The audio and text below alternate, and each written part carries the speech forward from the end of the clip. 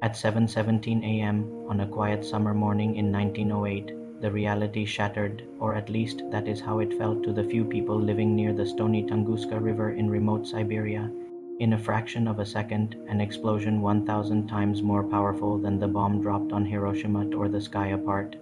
It flattened 80 million trees. It sent a shockwave around the globe twice. And yet, when humanity finally arrived to investigate the scene of the crime, they found something impossible. They found no crater, they found no bomb, they found nothing. Welcome to the Tunguska Event, the greatest cosmic mystery of the 20th century. To understand the terror of that morning, we must go to the trading post of Vanavara, located 40 miles from ground zero.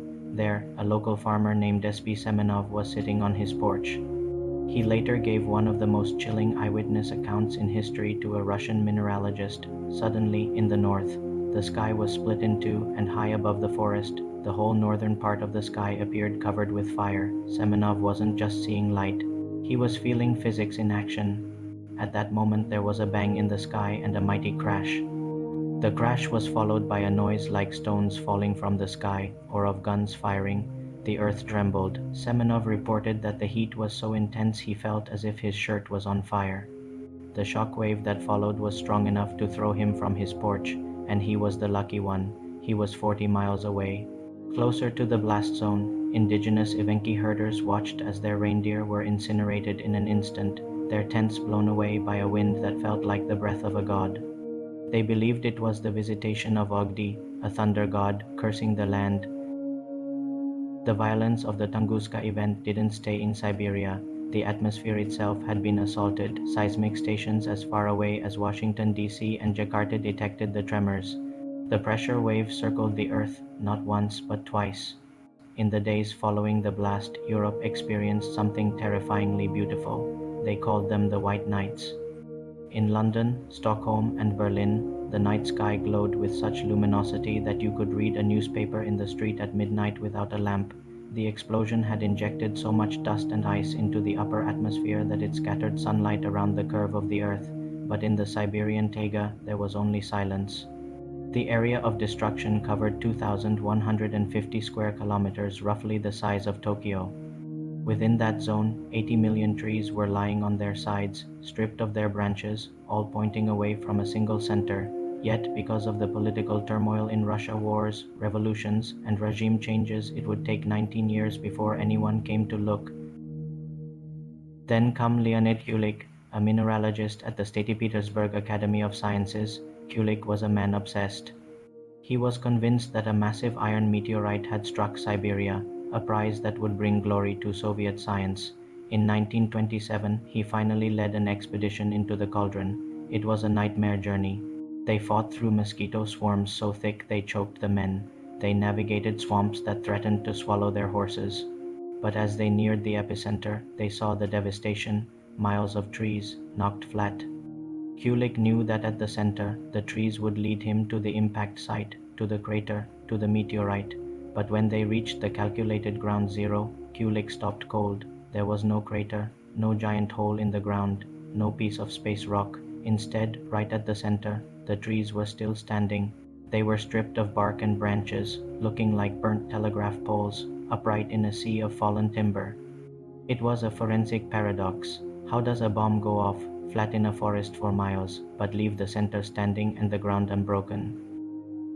For decades, this lack of a crater fueled wild speculation. But today, science has given us the answer. The Tunguska object didn't hit the ground.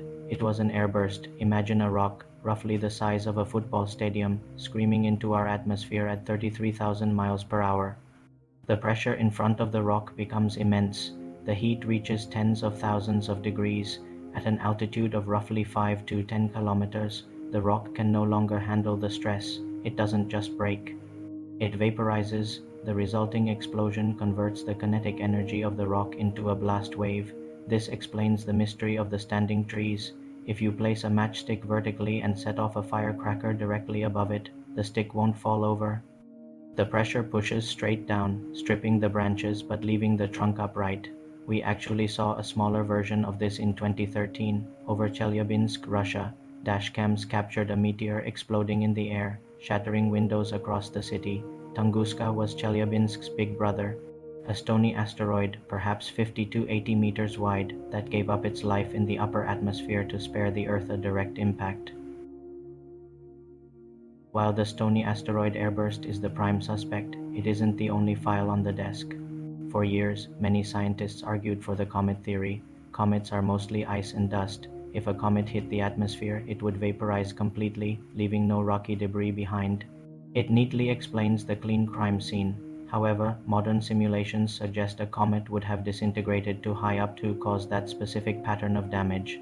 Then there are the fringe theories. In the 1970s, physicists Jackson and Ryan proposed that a primordial micro-black hole passed through the Earth, entering Siberia and exiting through the Atlantic. It's a terrifying idea, but there was no exit wound found on the other side of the planet. More recently, Italian researchers have looked at Lake Checo, a small lake near the epicenter. They argue the lake is the crater, a fragment that survived the airburst, but soil samples from the lake bottom have been inconclusive. The truth is likely in the microscopic dust. Samples from the peat bogs show tiny nanodiamonds and metallic spheres, the cosmic fingerprints of a stony asteroid. Why it matters today. Why do we still obsess over a century-old explosion in the middle of nowhere? Because location is everything. If the Tunguska object had arrived just 4 hours later, due to the rotation of the Earth, it wouldn't have exploded over the empty Siberian taiga. It would have detonated over St. Petersburg. A few more hours, and it could have been London. Millions would have died instantly. History would have been rewritten. The Tunguska event is not just a ghost story. It is a warning shot across the bow. It is the primary reason why agencies like NASA and the ESA now have planetary defense coordination offices. We are scanning the dark, looking for the next rock with our name on it. The trees in Tunguska have mostly grown back. The scars on the land are healing. The silence has returned to the forest. But the event remains a humbling reminder of our place in the cosmos. We live in a shooting gallery on a small blue marble circling a star. On June 30th, 1908, the universe threw a stone at us. We were lucky it landed in the empty woods. The question isn't whether it will happen again. The question is, when?